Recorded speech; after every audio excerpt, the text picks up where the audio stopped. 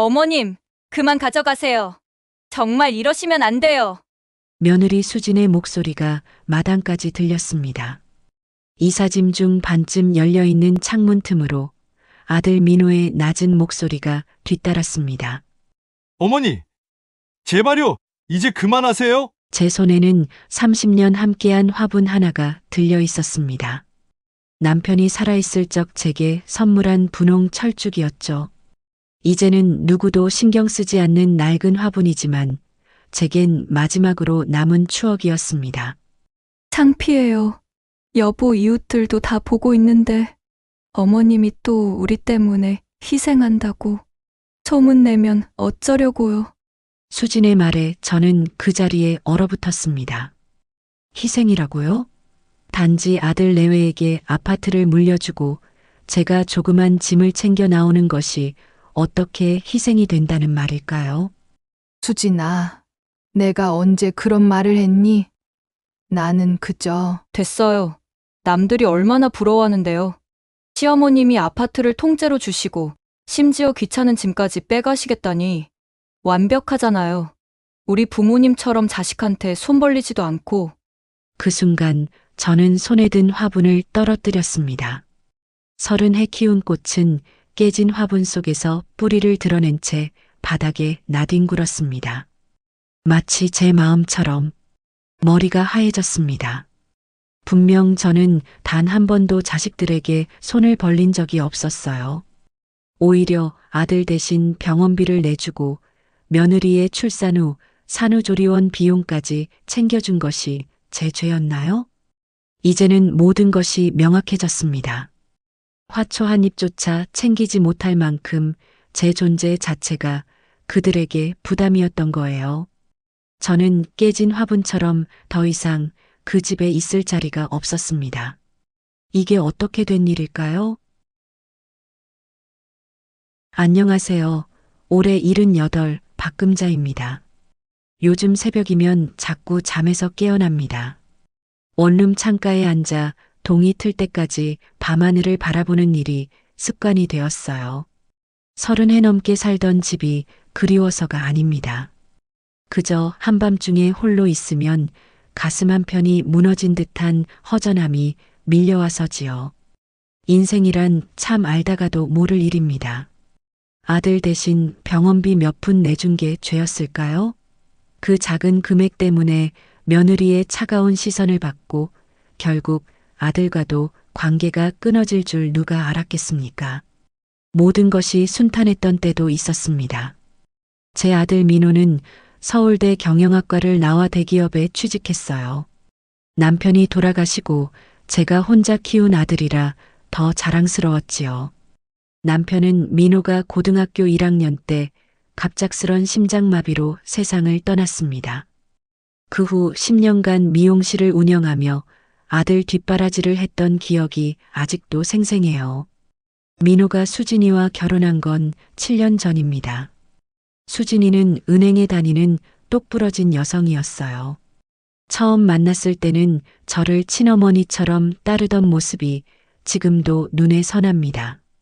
어머님, 제가 민호 오빠 잘 데리고 살게요. 걱정 마세요. 결혼식 날 수진이가 제 손을 잡고 했던 말이었습니다. 그때는 제가 이렇게 혼자 원룸에서 새벽별을 바라보며 지낼 줄은 몰랐지요. 문제는 민호의 허리 수술부터 시작되었습니다. 3년 전 겨울 아들에게서 전화가 왔어요. 어머니, 혹시 제가 수술비 좀 빌릴 수 있을까요? 회사 보험으로는 다 커버가 안 되어서. 아들은 허리 디스크가 심해져 급히 수술을 해야 한다고 했습니다. 저야 당연히 도와주고 싶었죠. 평생 모은 적금에서 500만 원을 보태주었습니다. 아들이 나중에 꼭 갚겠다고 했지만 제 마음은 그저 도움이 되었으면 좋겠다는 것뿐이었어요. 수술 후 아들 내외의 집에 가서 며칠 도와준 적이 있었습니다. 저는 요리도 하고 손주 현우도 돌봐주며 최선을 다했어요. 그런데 어느 날 저녁 제가 부엌에서 설거지를 하고 있는데 거실에서 며느리와 아들의 대화가 들려왔어요. 여보, 어머님이 해주시는 거 너무 고마워. 근데 매번 이러면 어쩌지? 우리 살림도 빠듯한데. 무슨 말이야? 어머니가 이번에 수술비도 보태주셨잖아. 그게 어머님은 도와주시는 거, 자랑하려고 하시는 것 같아서. 우리 부모님은 그런 여유가 없으시니까 부담스러워. 그 말을 듣는 순간 가슴이 철렁 내려앉았습니다. 저는 단 한 번도 자랑하려고 돈을 준 적이 없었어요. 그저 내 자식 아프다는데 도와주고 싶었을 뿐인데, 며느리가 말하는 것은 제가 사돈댁에 제 능력을 마치 과시라도 했다는 것처럼 들렸습니다. 다음 날부터 수진이는 제가 준비한 반찬에 이것저것 트집을 잡기 시작했어요. 어머님, 저희는 소금 간을 싱겁게 먹어요. 그리고 이런 전통 반찬보다는 요즘 스타일로 해주세요. 아무리 맞추려고 해도 수진이 눈에는 제가 하는 일이 모두 마음에 들지 않는 듯 했습니다. 결국 일주일을 채우지도 못하고 제 집으로 돌아왔어요. 그 이후로 묘하게 분위기가 달라졌어요. 며느리는 제가 방문할 때마다 바쁘다며 일찍 나가고 아들은 어색하게 웃기만 했죠. 전화를 해도 회사에서 바빠요 혹은 나중에 다시 걸게요라는 말뿐이었어요. 그해 추석 아들네가 거꾸로 식사 대접을 하고 싶다며 저를 자기네 집으로 모셔갔어요. 사돈 어른들도 함께 자리에 처음으로 시댁과 처가 식구들이 한자리에 모였어요. 식사 중에 수진이 어머니, 사부인이 제게 물었습니다. 사돈, 혼자 사시니 적적하지 않으신가요? 네. 그래도 취미 생활도 하고 동네 친구들도 있어서 괜찮아요. 그때 수진이가 끼어들었습니다. 어머님, 저희 부모님은 자식 도움 안 받고 스스로 사시는데 요즘 시어머님들은 자식한테 의지하려는 분들이 많더라고요. 그 말이 꽂히는 순간 제 마음에 담장이 하나 세워졌습니다. 제가 언제 자식에게 의지하려고 했는지, 오히려 제가 도움을 주었는데 말이죠. 그 후로 저는 점점 아들네 집에 발걸음을 줄였어요. 전화도 자주 하지 않게 되었고요.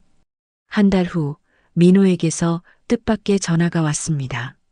어머니, 저희 집 근처로 이사 오시면 어떨까요? 작은 아파트라도 얻으시면 현우도 자주 볼 수 있잖아요. 처음에는 기뻤습니다. 아들이 제게 더 가까이 있고 싶다는 뜻으로 들렸으니까요. 그런데 민호의 다음 말이 의아했어요. 사실 어머니 댁이 너무 커서요. 혼자 사시기에는 관리도 힘드실 것 같고. 그제야 알았습니다. 민호 부부는 제 집을 탐내고 있었던 거예요. 제가 살고 있던 집은 남편이 남긴 유일한 재산으로 서울 강남의 오래된 아파트였습니다. 작지만 지금은 꽤 가치 있는 곳이 되었지요. 엄마 혼자 그 큰 집에서 생활하시는 게 걱정돼요. 저희 집은 좁아서 현우가 크면 더 불편할 것 같고. 민호의 속내가 보였습니다. 하지만 그때까지만 해도 저는 거절했어요. 아직은 내가 이 집에서 살 수 있어. 너무 걱정하지 마. 그 후로 몇 개월 동안 민호와 수지는 번갈아가며 제게 전화를 걸어왔습니다. 처음에는 걱정하는 척하다가 나중에는 노골적으로 집을 물려받고 싶다는 의사를 비쳤어요. 어머님, 요즘 부동산이 너무 비싸서 저희는 평생 전세 살이할 것 같아요. 수진이의 한숨 섞인 말이 자주 들려왔습니다. 저도 마음이 약해져 갔어요. 결국 작년 초 저는 큰 결심을 했습니다. 민호야, 엄마가 생각해 봤는데 너희가 이 집에서 살면 어떨까? 나는 작은 곳으로 옮길게. 아들의 얼굴이 환해졌어요. 그리고 바로 다음 주말 민호와 수지는 부동산 중개인과 함께 제 집을 찾아왔습니다. 마치 오래전부터 계획했던 것처럼요. 어머님, 감사합니다. 제가 어머님 명의로 근처에 좋은 원룸을 구해드릴게요. 수진이가 가져온 원룸 전단지를 보며 현실감이 없었습니다. 평생 살던 집에서 나와 작은 원룸으로 가야 한다니. 그래도 아들과 손주를 위한 일이라 생각하고 마음을 다잡았어요. 이사 날 제 짐을 꾸리는데 갑자기 허전함이 밀려왔습니다. 30해 넘게 살아온 공간, 남편과의 추억이 서린 이 집을 떠난다는 게 실감 나지 않았어요. 마지막으로 작은 물건 하나 남편이 선물해준 분홍 철쭉 화분을 들고 나오려는데 어머님, 그만 가져가세요. 정말 이러시면 안 돼요. 수진의 목소리가 날카로웠습니다. 민호도 제 편을 들기는커녕 오히려 수진의 편에 서서 저를 말렸어요. 어머니, 제발요. 이제 그만하세요. 그때 수진이 이웃들도 듣게 큰 소리로 말했습니다. 창피해요, 여보. 이웃들도 다 보고 있는데 어머님이 또 우리 때문에 희생한다고 소문내면 어쩌려고요. 그 순간 제 손에서 화분이 떨어져 깨졌습니다.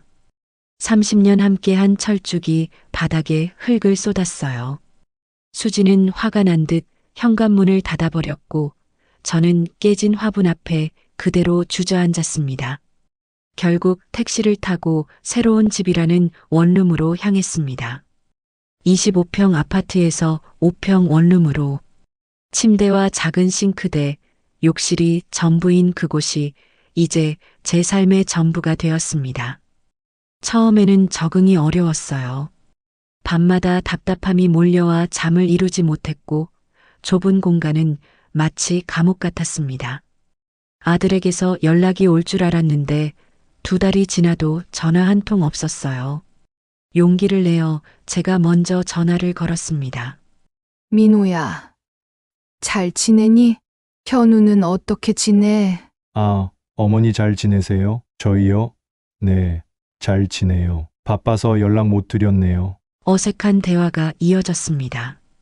민호는 마치 부담스러운 전화를 받은 듯 서둘러 통화를 마치려 했어요. 마지막에 저는 용기를 내어 물었습니다. 주말에 현우도 좀 볼 겸 다 같이 만날 시간이 되려나? 잠시 침묵이 흐른 후 민호가 대답했어요. 현우가 학원이 있어서요. 다음에 시간 될 때 갈게요. 그 다음에는 결코 오지 않았습니다. 3달이 지나도록 아들도 손주도 제 원룸을 찾지 않았어요. 가끔 손주가 보고 싶어 아들네 집 근처까지 가봤지만 어쩐지 초인종을 누를 용기가 나지 않았습니다. 한 번은 우연히 마트에서 현우를 마주쳤는데 제 손주는 저를 보고도 애써 모른 척했어요. 아마 부모에게 그렇게 배웠나 봅니다.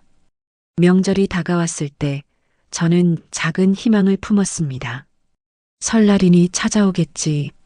하지만 아들에게서 온 문자 한 통이 그 희망을 산산조각 냈어요.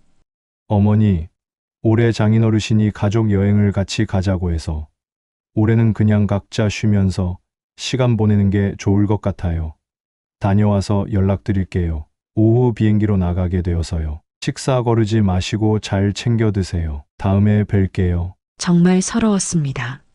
제가 평생 모은 재산을 아들에게 물려주었는데 명절 하루 찾아오는 것도 그렇게 어려운 일인가요? 세월이 흘러 여름이 왔습니다. 덥고 습한 날씨에 원룸의 작은 에어컨은 잘 작동하지 않았어요. 하루는 너무 더워서 슈퍼에 아이스크림을 사러 나갔다가 갑자기 어지러움을 느꼈습니다.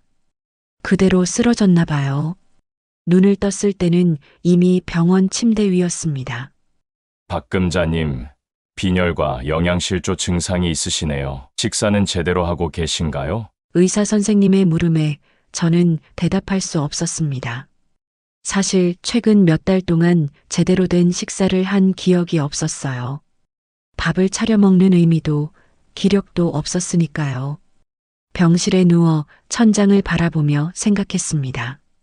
이렇게 끝나는 걸까? 아무도 찾지 않는 병실에서. 놀랍게도 그날 오후 병실 문이 열리고 옛 이웃이었던 김순자 씨가 들어왔습니다. 우연히 슈퍼에서 제가 쓰러지는 것을 봤다고 했어요. 금자야, 이게 웬일이야? 완전 마른 목소리가 됐네. 하도 연락이 안 돼서 궁금했는데. 순자는 저와 30년 지기 친구로 예전에 같은 아파트에 살았습니다.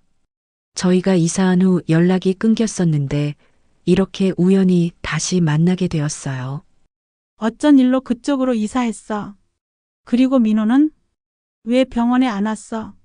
순자의 질문에 저는 눈물부터 났습니다. 그동안 있었던 일을 모두 털어놓았어요. 제 이야기를 들은 순자는 한참 동안 말을 잇지 못했습니다. 금자야, 진짜 그런 일이 있었구나.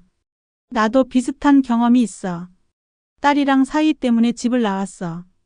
딸이 사업한다고 돈 달라 해서. 모아둔 전세금 다 줬더니 사업은 망하고 내 집은 날아가 버렸지 뭐야. 순자는 지금 실버타운이라는 노인 공동주택에 산다고 했습니다. 한 달 관리비가 30만 원으로 저렴한 데다 비슷한 처지의 사람들이 많아 의지가 된다고요. 혼자 살면 외롭고 자식 집에 가면 눈치 보이고. 그럴 바에야 우리끼리 모여 사는 게 낫더라고. 한번 구경 와 볼래? 퇴원 후 순자의 제안으로 실버타운을 방문했습니다. 생각보다 시설이 괜찮았어요. 1인 가구를 위한 작은 아파트였는데 공동식당과 작은 정원, 운동실까지 있었습니다. 무엇보다 비슷한 나이대의 사람들이 서로 의지하며 살아가는 모습이 인상적이었어요. 그곳에서 만난 한 할머니는 자식들이 모두 해외에 살아 연락마저 뜸하다고 했습니다. 또 다른 할아버지는 재혼한 아들과 연을 끊고 혼자 살다 이곳에 왔다고 했어요. 그분들 모두 처음에는 서러웠지만 이제는 오히려 더 행복하다고 말했습니다. 여기서는 내가 주인공이야. 누구 눈치 볼 필요 없고 내 마음대로 살 수 있으니까. 그 말이 제 마음에 와닿았습니다. 자식에게 의지하던 삶에서 벗어나 제 삶의 주인공으로 살 수 있다는 것. 그것이 바로 제가 찾던 답이었습니다. 결국 원룸 계약을 정리하고 실버타운으로 이사했어요. 순자의 도움으로 입주 절차도 순조롭게 진행됐습니다. 처음에는 낯설었지만 곧 적응되었어요. 아침마다 함께하는 체조, 오후에 노래교실, 저녁에 담소.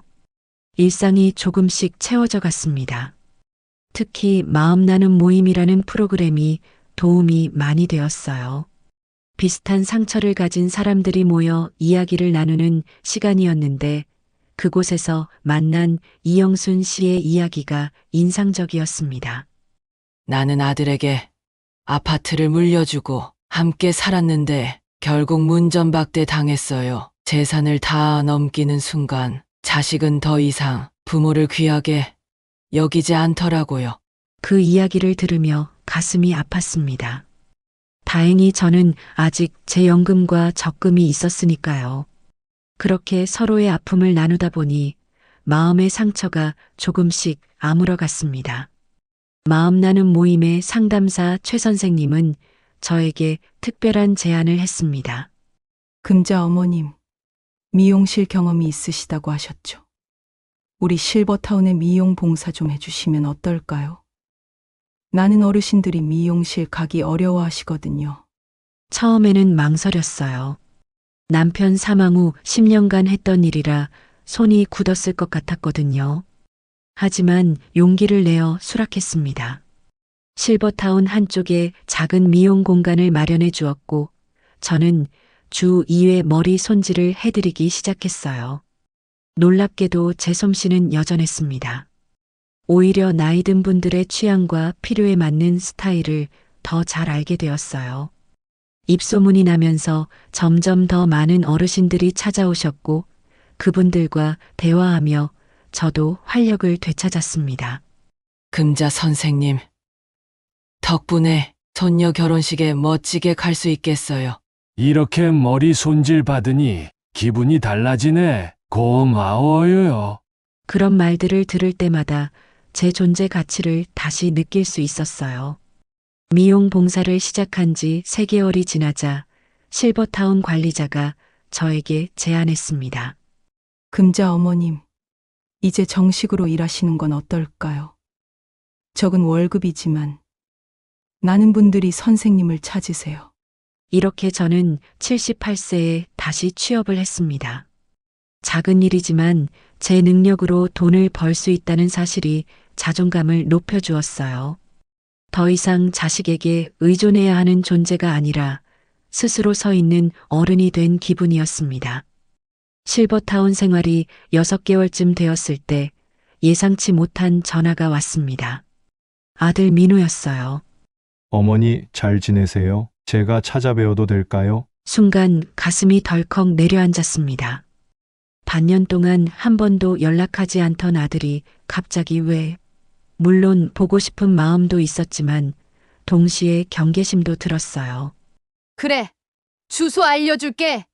언제 올 거니? 다음 날 점심 민호가 실버타운을 찾아왔습니다.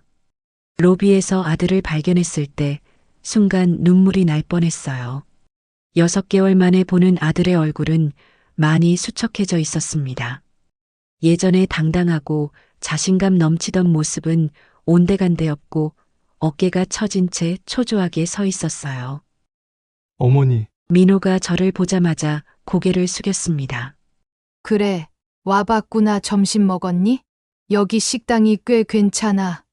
같이 먹자. 최대한 담담하게 말했지만 목소리가 떨리는 것을 감출 수 없었어요.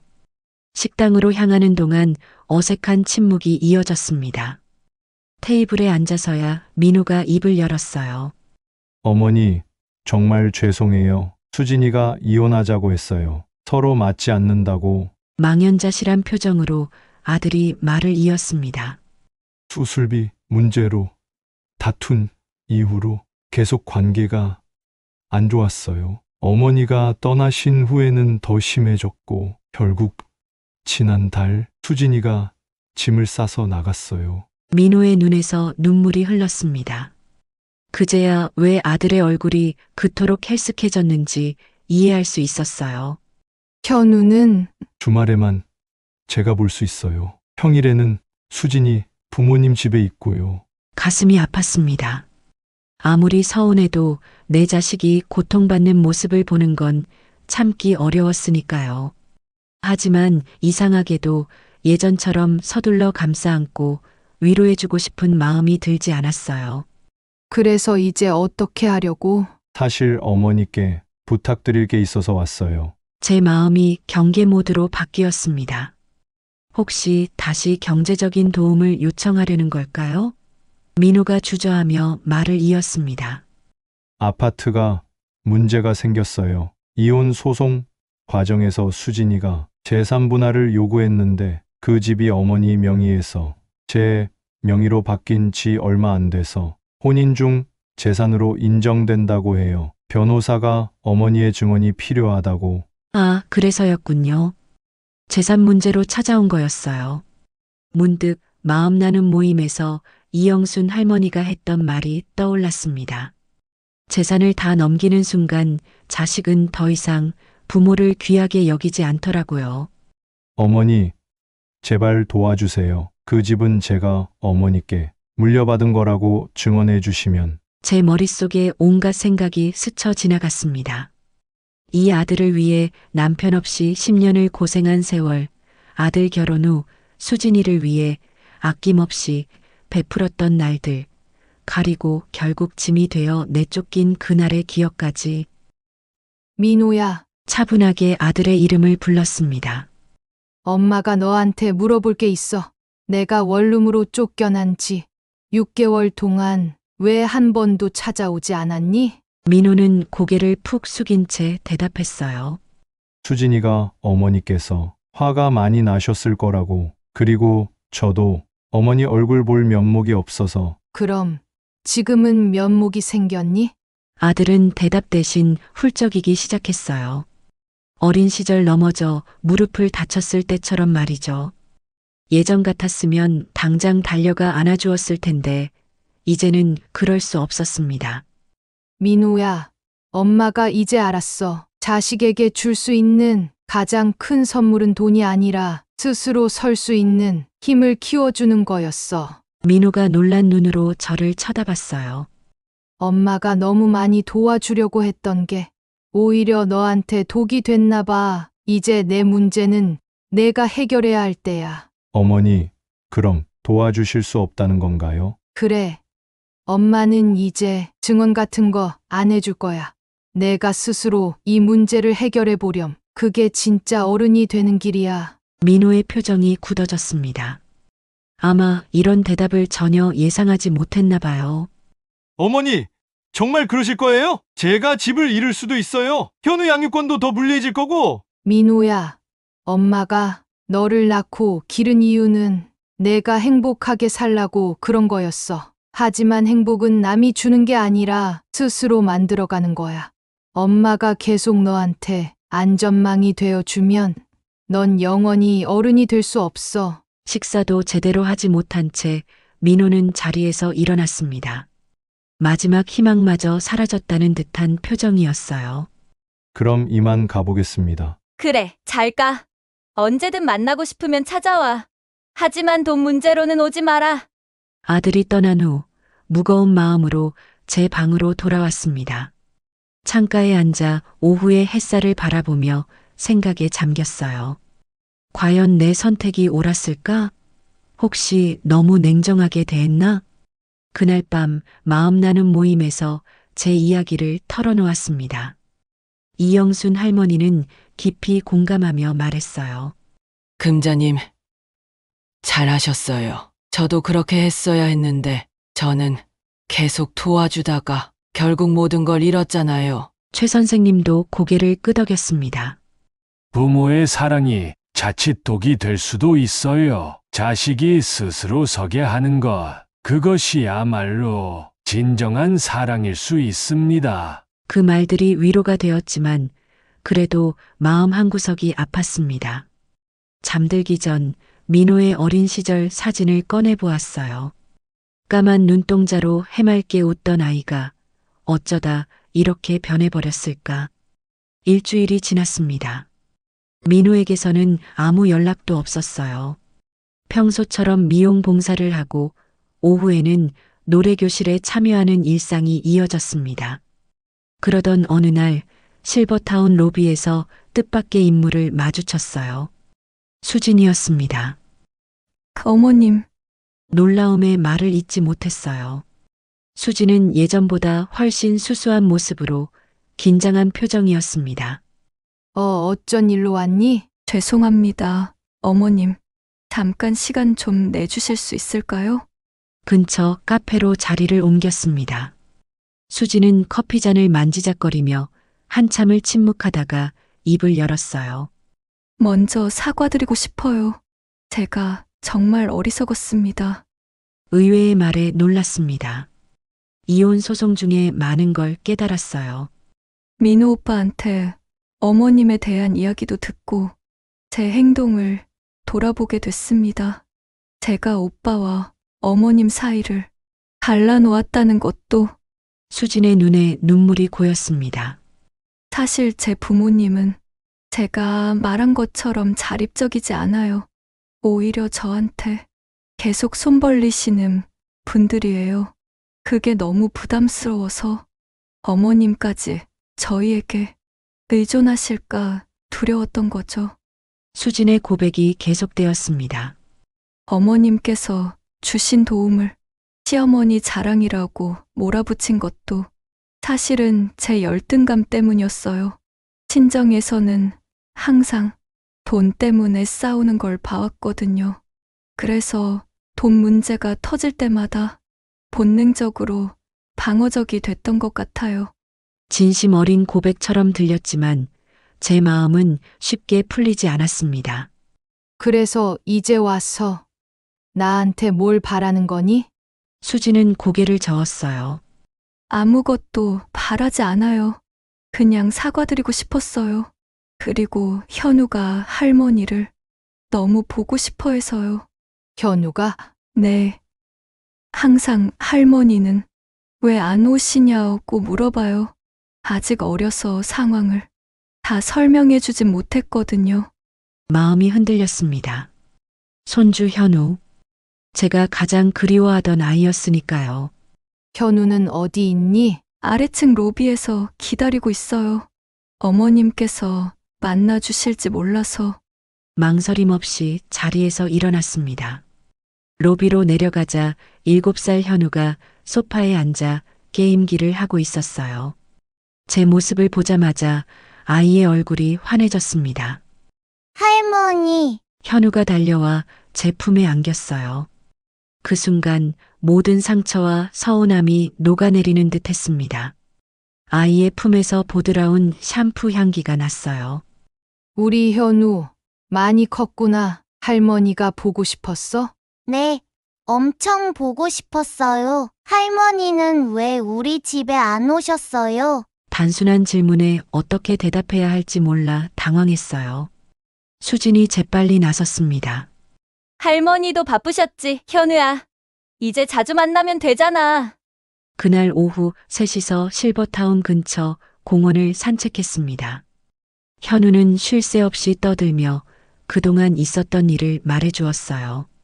유치원에서 받은 상장 이야기, 새로 배운 태권도 동작, 친구들과의 소소한 에피소드까지. 할머니, 이제 우리 집에 다시 오실 거예요? 뜻밖의 질문에 저는 수진과 눈을 마주쳤습니다. 글쎄, 할머니는 지금 이 집에 살고 있어. 여기 할머니 친구들도 많고 할 일도 있고. 그럼 제가 자주 올게요. 엄마랑 같이. 현우의 순수한 제안에 웃음이 나왔습니다. 집으로 돌아가는 길 수진이 조심스럽게 말했어요. 어머님, 한 가지 더 말씀드리고 싶은 게 있어요. 뭐니? 민호 오빠가 많이 힘들어해요. 어머님 뵙고 온 후로 더 우울해하고 술도 많이 마시고요. 마음이 쓰였지만 제 결정은 변함이 없었습니다. 수진아, 민호는 이제 스스로 서야 해. 엄마가 계속 도와주면 평생 의존만 하게 될 거야. 네, 이해해요. 그래도 한 번만 더 기회를 주실 수는 없을까요? 오빠가 정말 많이 반성하고 있어요. 쉽게 대답할 수 없었습니다. 그날 밤 잠을 설치며 생각했어요. 민호에게 정말 도움이 필요하다면 어떻게 해야 할까? 하지만 다시 예전처럼 돈으로 해결해 주는 것은 절대 안 된다는 확신이 있었습니다. 다음 날 아침 결심을 했습니다. 민호에게 전화를 걸었어요. 민호야, 엄마야. 어머니, 민호의 목소리가 잠겨 있었습니다. 이번 주말에 시간 있니? 우리 만나서 이야기 좀 하자. 네, 시간 낼게요. 주말 실버타운 근처 공원에서 민호를 만났습니다. 아들은 예전보다 더 수척해져 있었고 며칠 동안 면도도 하지 않은 듯 했어요. 어머니, 저 정말 죄송합니다. 수진이가 어머니께 찾아갔다고 들었어요. 그래, 현우도 만났어. 참 많이 컸더구나. 어색한 침묵이 흐른 후 제가 먼저 말문을 열었습니다. 민호야, 엄마가 생각해봤어. 내 문제를 어떻게 도와줄 수 있을지. 민호의 눈이 희망으로 빛났어요. 그런데 돈으로는 절대 도울 수 없어. 그 대신 내가 스스로 일어설 수 있는 방법을 찾아보려고 해. 어떤 방법이요? 엄마가 알기로 너는 회사 일 외에도 주식 투자나 부동산에 관심이 많았지? 근데 그게 너한테 도움이 되기보다는 부담만 됐던 것 같아. 민호는 고개를 끄덕였습니다. 사실 투자한다고 회사 성과급이랑 보너스를 다 넣었다가 많이 잃었어요. 그래서 엄마가 제안하고 싶은 건 내가 재정 관리를 배우는 거야. 여기 실버타운에서 매주 화요일마다 은퇴자들을 위한 재정 교육이 있거든. 거기 강사 선생님이 아주 훌륭하셔. 재정 교육이요. 그래, 평생 돈을 벌어도 관리를 잘못하면 다 날아가는 거야. 내가 진짜 필요한 건 돈이 아니라 돈을 관리하는 지혜야. 민호는 잠시 생각에 잠겼다가 고개를 끄덕였습니다. 알겠어요. 어머니 한번 배워볼게요. 그리고 하나 더, 이혼 소송은 변호사비가 많이 들 텐데. 엄마가 아는 법률 상담소가 있어. 무료로 상담해주는 곳이야. 거기 가보는 건 어때? 그렇게 민호는 매주 화요일 실버타운의 재정 교육에 참석하기 시작했습니다. 처음에는 마지못해 오는 듯 했지만 시간이 지날수록 진지하게 임하는 모습이 보였어요. 한 달쯤 지났을 때 민호가 상담 후 저를 찾아왔습니다. 어머니, 고맙습니다. 정말 많은 걸 배우고 있어요. 이제야 제가 얼마나 무모하게 돈을 썼는지 알겠어요. 그래, 다행이구나. 그리고 법률 상담소도 큰 도움이 됐어요. 변호사님이 제가 몰랐던 해결 방법을 알려주셨거든요. 민호의 표정이 한결 밝아져 있었습니다. 더 이상 예전처럼 무기력해 보이지 않았어요. 수진이와의 문제는 어떻게 돼가고 있니? 아직 이혼 소송 중이에요. 하지만 현우 양육권에 대해서는 합의가 됐어요. 공동 양육으로요. 이혼을 한다고 했다가 안 한다고 했다가 오락가락했지만 아들 내외는 결국 갈라서는 선택을 했습니다. 안타깝지만 어쩔 수 없었죠. 제가 대신 살아줄 수 없는 문제니까요. 현우가 부모 모두와 지낼 수 있다니 다행이었어요. 집은 아직 결정 안 됐어요. 하지만 어머니 말씀대로 제가 스스로 해결하려고 노력 중이에요. 회사에서 승진 시험도 준비하고 있고요. 뿌듯한 마음이 들었습니다. 돈으로 도와주는 것보다 스스로 설 수 있게 격려하는 게 더 큰 도움이 된 것 같았어요. 그렇게 시간이 흘러 가을이 깊어갔습니다. 민호는 꾸준히 재정 교육에 참석했고 점점 더 책임감 있는 모습으로 변해갔어요. 현우도 정기적으로 수진이와 함께 저를 찾아왔고 실버타운 친구들과도 금세 친해졌습니다. 어느 날 민호가 설레는 표정으로 저를 찾아왔어요. 어머니, 좋은 소식이 있어요. 제가 승진했어요. 과장으로요. 정말 축하한다. 민호야. 그리고 집 문제도 해결됐어요. 수진이와 합의했거든요. 제가 전세금 절반을 그쪽에 주고 집은 제가 갖기로 했어요. 그래? 어떻게 그렇게 할 수 있었니? 제가 대출을 좀 받았어요. 이제 갚아 나가야겠지만 승진도 했고 스스로 해결할 수 있을 것 같아요. 아들의 얼굴에서 자신감이 느껴졌습니다. 예전에 제가 도와줬을 때와는 완전히 다른 모습이었어요. 어머니, 한 가지 부탁드려도 될까요? 뭐니? 제가 어머니 댁으로 돌아오고 싶어요. 아니, 정확히는 어머니를 다시 모시고 싶은데 놀라움에 말을 잇지 못했어요. 민호가 서둘러 말을 이었습니다. 전 지금 그 집에 혼자 살고 있어요. 현우는 격주로 오고 솔직히 많이 외로워요. 그리고 이제야 깨달았어요. 가족의 의미를요. 마음이 복잡했습니다. 지금 실버타운 생활에 만족하고 있는데 다시 아들과 살면 예전처럼 될지도 모른다는 불안함이 있었어요. 민호야, 엄마는 지금 여기서 꽤 행복해. 내일도 있고 친구들도 있고. 민호의 표정이 어두워졌어요. 그렇군요. 이해해요.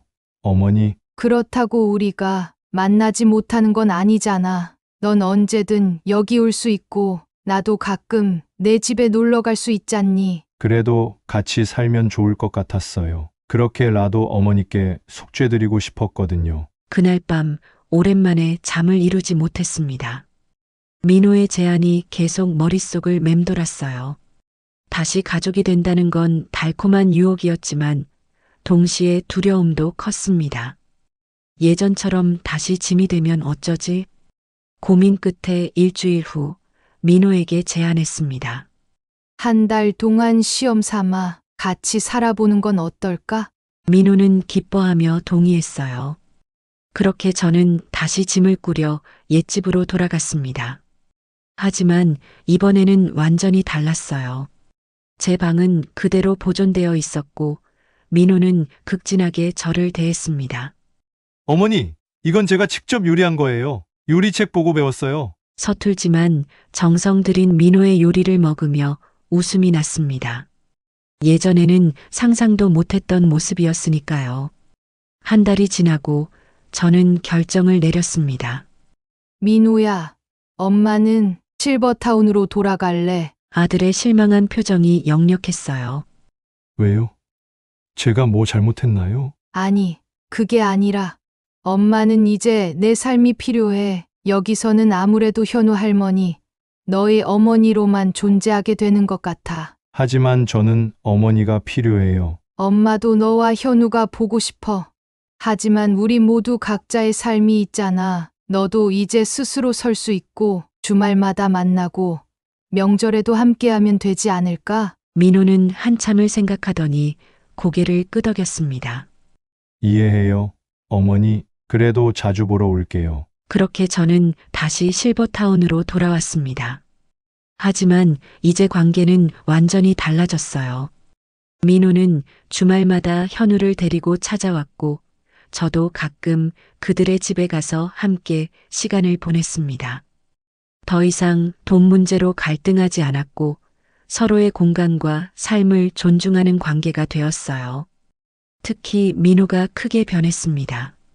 이제는 문제가 생겨도 엄마에게 의존하기보다 스스로 해결하려고 노력했어요.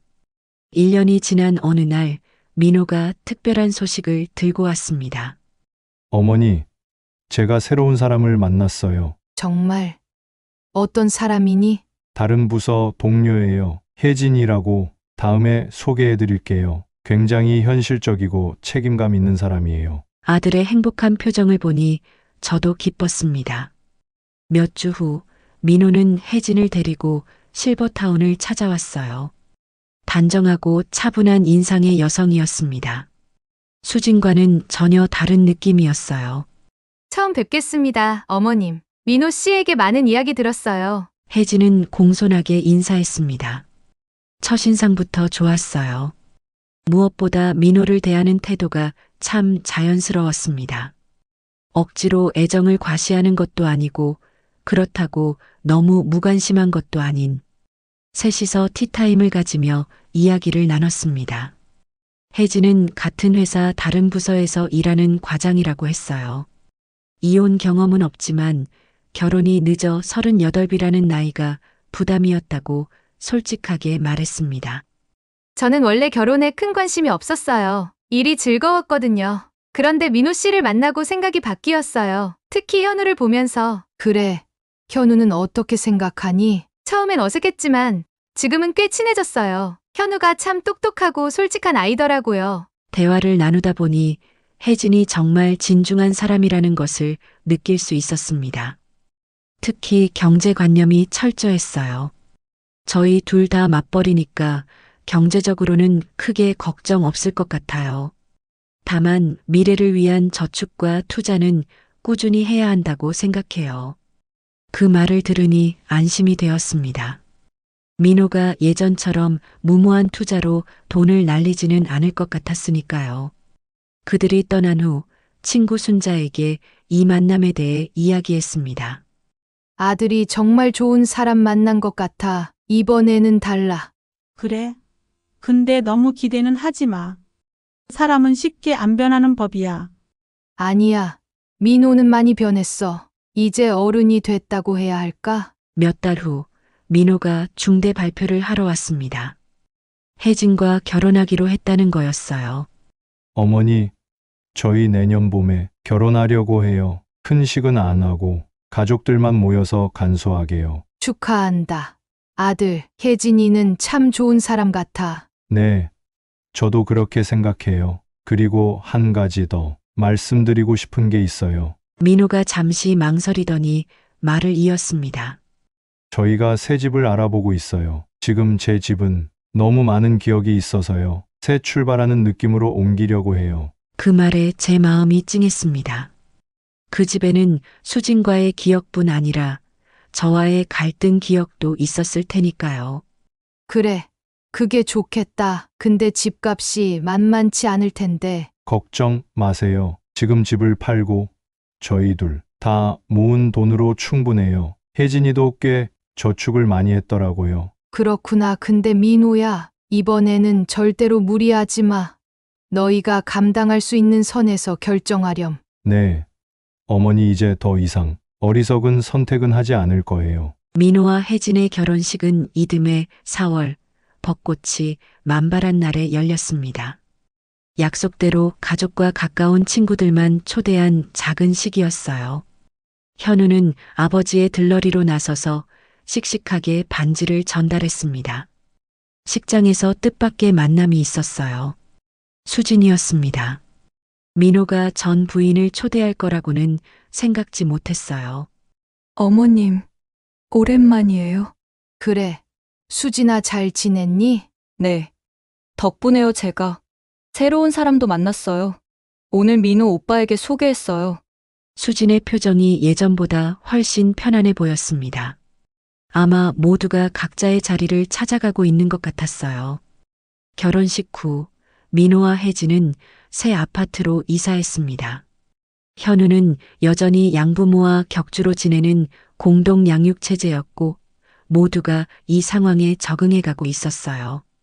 어느 날 민호가 심각한 표정으로 저를 찾아왔습니다. 어머니, 상의 드릴 게 있어요. 무슨 일이니? 사실 제가 이직을 생각하고 있어요. 같은 회사에 있다 보니 혜진이와 업무적으로 충돌할 때가 있어서요. 그래. 어디로 가려고? 스타트업인데 연봉은 좀 줄어들지만 성장 가능성이 크대요. 그리고 제가 정말 하고 싶은 일이기도 하고요. 예전에 민호였다면 안정적인 대기업을 절대 떠나지 않았을 거예요. 하지만 이젠 자신의 꿈을 위해 도전하는 모습이 보기 좋았습니다. 내가 결정했으면 엄마는 응원할게. 하지만 혜진이와는 충분히 상의했니? 네.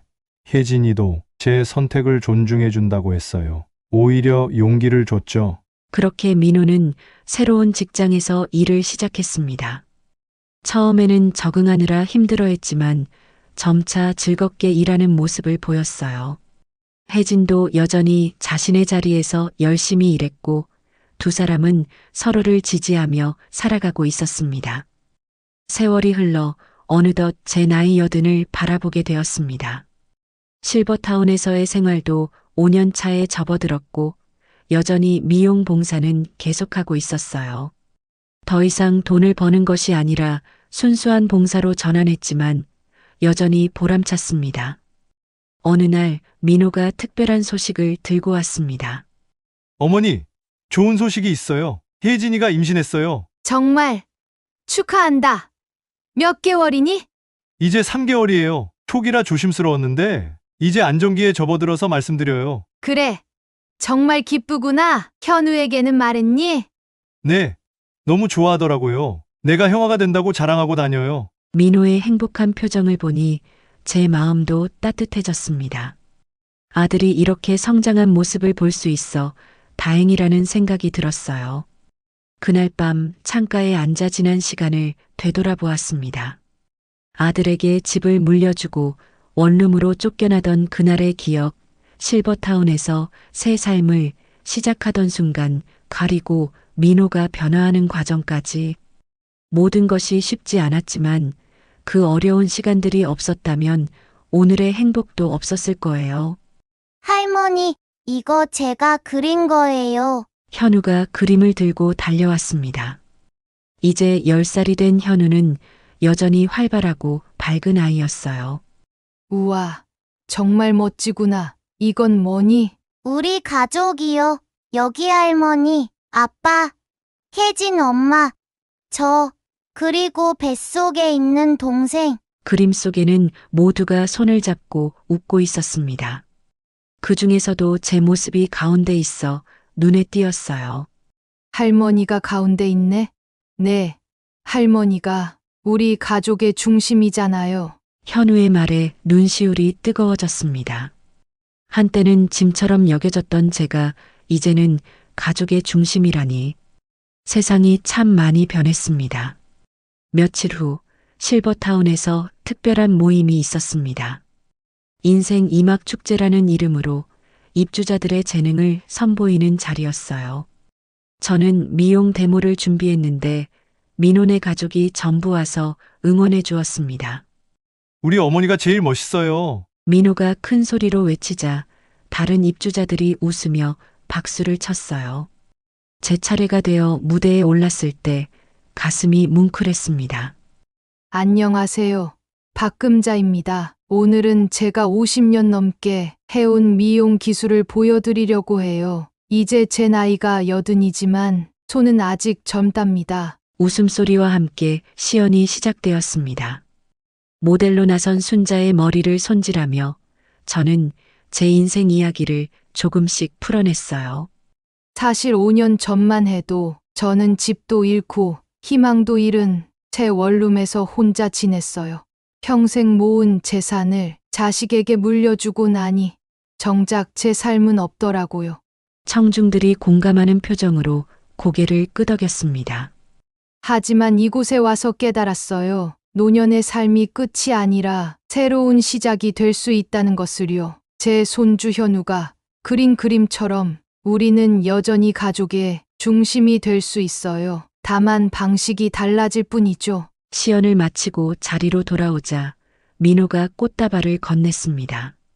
어머니, 정말 멋있었어요. 제가 자랑스러워요. 아들의 눈에 눈물이 고였습니다. 저도 감격스러워 말을 잇지 못했어요.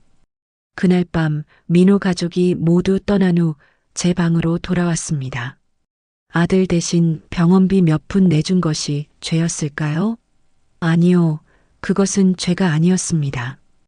다만 우리는 서로를 이해하는 법을 몰랐을 뿐이에요.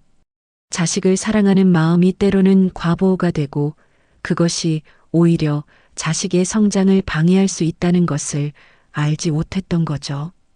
이제 저는 알았습니다.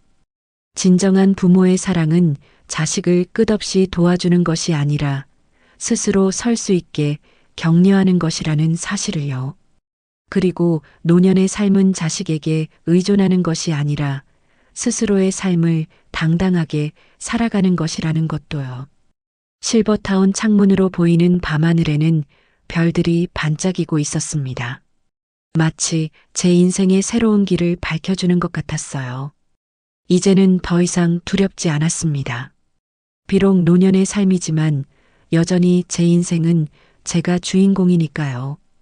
내일은 또 어떤 하루가 펼쳐질까요?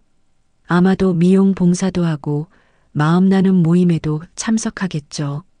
그리고 주말에는 민호네 가족이 또 찾아올 거예요. 혜진의 뱃속에서 자라고 있는 새 생명을 생각하니 벌써부터 가슴이 설렙니다. 인생은 끝없는 여정입니다.